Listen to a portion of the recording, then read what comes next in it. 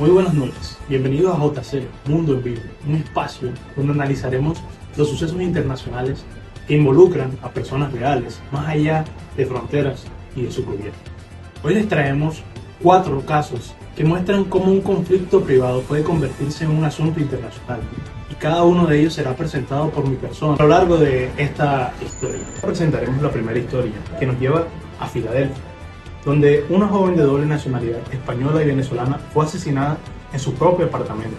La principal sospechosa, identificada como Arely Sánchez Reyes, ciudadana dominicana, huyó del país, pero lo que sorprende a la comunidad es dónde la encontraron, y fue en España, a miles de kilómetros y lejos donde ocurre el crimen. Su captura se dio gracias a algo totalmente inesperado. Una mujer gallega, la cual reconoció en la calle por las imágenes que habían circulado en las noticias de los Estados Unidos, fue clave para su detención. Este caso demuestra cómo un crimen que inicia en un país puede resolverse gracias a la cooperación y, en estos casos, a la atención de personas en otros continentes. Urgente, Flash, porque la noticia lo amerita. Bueno, Juan Camilo, muchísimas gracias por brindarme este espacio. Yo, como experto en el caso, voy a plantear la pregunta y la duda que todos tenemos: ¿en qué país debe ser juzgada la sospechosa del asesinato ocurrido en Filadelfia? Y la respuesta, desde el derecho internacional privado, es directa. El delito ocurrió en Estados Unidos, y por eso ese es el país de foro competente para llevar el juicio. Esto se basa en el principio de territorialidad, que establece que cada estado juzga los crímenes cometidos en su territorio. Ahora bien, ¿qué pasa si la sospechosa fue capturada en España?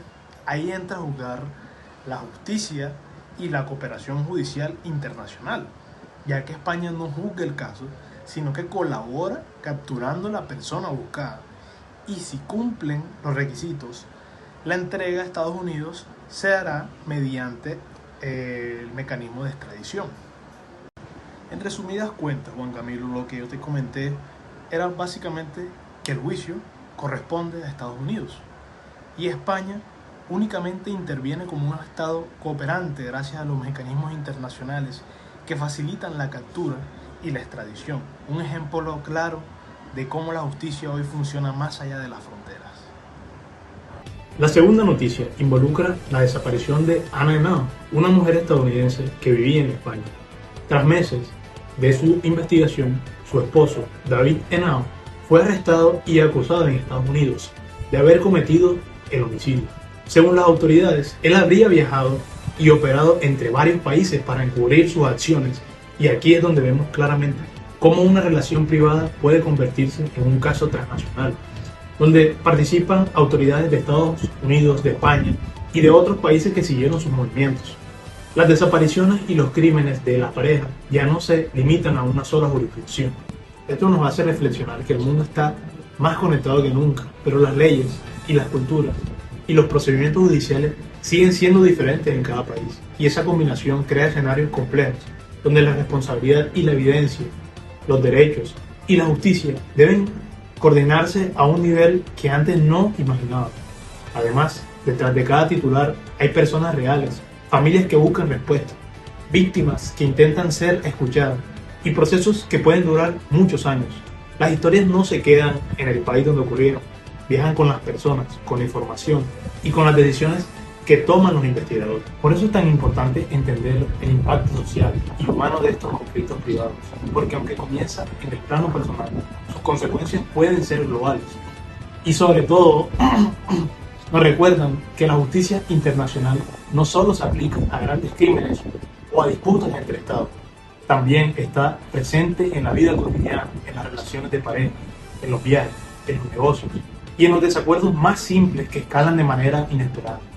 Este tipo de casos nos obliga a reflexionar sobre la responsabilidad individual en el mundo interconectado y sobre las necesidades de fortalecer mecanismos de cooperación entre países para garantizar la verdad y que se pueda reconstruir incluso cuando cruce fronteras. Urgente, Flash, porque la noticia lo amerita. Buenas tardes, soy María Camila Mosquera Gámez, jueza federal, y en mi calidad de autoridad competente Procedo a explicar por qué este tribunal tiene jurisdicción sobre el caso que hoy nos ocupa.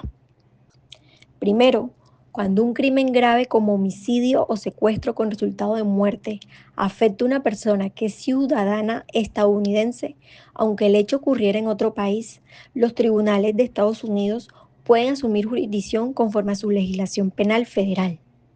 Segundo, la Ley Federal de Extradición de Estados Unidos, recogida en el capítulo 209 del título 18 del Código de Estados Unidos, permite que Estados Unidos solicite la entrega de personas acusadas de delitos de violencia cometidos en el extranjero contra nacionales estadounidenses, aun cuando el sospechoso no sea ciudadano o residente permanente de Estados Unidos. Tercero, entre Estados Unidos y España existe un tratado bilateral de extradición que permite la entrega recíproca de personas buscadas por delitos graves como homicidio. Esto significa que España, si las autoridades lo solicitan formalmente, puede entregar al acusado para que fuera juzgado en Estados Unidos, siempre que cumpliera los requisitos del tratado: doble criminalidad, evidencia suficiente y debido proceso. Finalmente, una vez que el acusado se encontrara en territorio de Estados Unidos, los tribunales federales en Florida habrían sido competentes para tramitar el juicio, aplicar las leyes federales pertinentes y dictar condena, si se probaba su culpabilidad, como si el crimen hubiera ocurrido en el suelo estadounidense. Nos encontramos con una de las noticias más importantes. En este caso, pues un presunto sicario fue implicado en el atentado contra Alejo Vidal y el sospechoso se identifica por Mérez Ayadí, un ciudadano francés de origen tunecino que estaba retenido en Francia mientras se definía su situación de extradición. Finalmente fue entregado a España para enfrentar cargos por intento de asesinato. Este caso evidencia lo que ocurre cuando una persona intenta evadir responsabilidades, moviéndose entre países. Aunque los hechos se produjeron en España, el acusado se trasladó hacia Francia, donde se activaron los mecanismos judiciales. Este caso es un ejemplo muy claro de cómo los delitos cometidos por particulares pueden adquirir una dimensión internacional, incluso cuando se origina en un solo país. La huida del sospechoso no fue simplemente un intento de escapar de la justicia, fue una maniobra que activó una serie de mecanismos legales que cruzan fronteras e involucran los convenios y los tratados internacionales que exigen coordinación precisa entre distintos estados. Cuando Mérez Ayadí se trasladó a Francia, no solo cambió de territorio, cambió de legislación, de autoridades competentes y de procedimientos. Eso obligó a España a iniciar un proceso de extradición que, aunque puede parecer automático dentro de la Unión Europea, sigue requiriendo un análisis detallado de garantías procesales, derechos del detenido y compatibilidad entre normativas. Este tipo de situaciones demuestra que la justicia ya no puede entenderse como algo puramente nacional. Un acto cometido por un individuo puede poner en marcha una cadena de actuaciones judiciales que involucran a cuerpos policiales, tribunales y ministerios de 2 o más países, incluso si la motivación del crimen es estrictamente personal. Y más allá de lo jurídico, hay un elemento humano fundamental.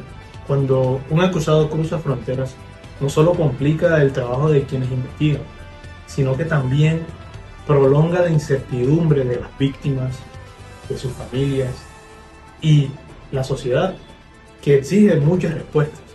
La resolución de estos procesos se vuelve más lenta, más técnica y muchas veces más dolorosa. Por eso este caso es tan ilustrativo. Nos muestra cómo una sola acción individual, un disparo, un ataque, una decisión de huir, puede activar toda una red de cooperación internacional que existe precisamente para evitar que la impunidad se esconda en los límites del tráfico. En un mundo donde viajar es muy fácil y desaparecer es posible, la justicia necesita coordinarse más que nunca, y este expediente es una prueba clara de que cuando los sistemas funcionan, las fronteras ya no son un refugio para quien intente escapar de la responsabilidad penal. Ahora bien, cerraremos con una noticia ocurrida en Bilbao, donde un encuentro por una aplicación de citas terminó en tragedia. El responsable fue un ciudadano colombiano quien asesinó a la víctima después de conocerse a través de una aplicación. Fue condenado a 25 años y medio de prisión. Aunque el hecho ocurrió totalmente en territorio español, se trata de un caso con una competencia internacional debido a la nacionalidad del agresor. Esto obliga a activar una asistencia consular, una cooperación entre autoridades y además pone en evidencia cómo las interacciones digitales pueden derivar de procedimientos judiciales transaccionales.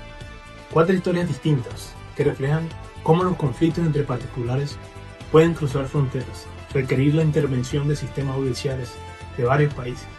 Así es, la globalización ha hecho que incluso los crímenes más personales tengan un alcance internacional. Gracias por acompañarnos en esta edición de JC Mundo en Vivo. Nos vemos en una próxima edición.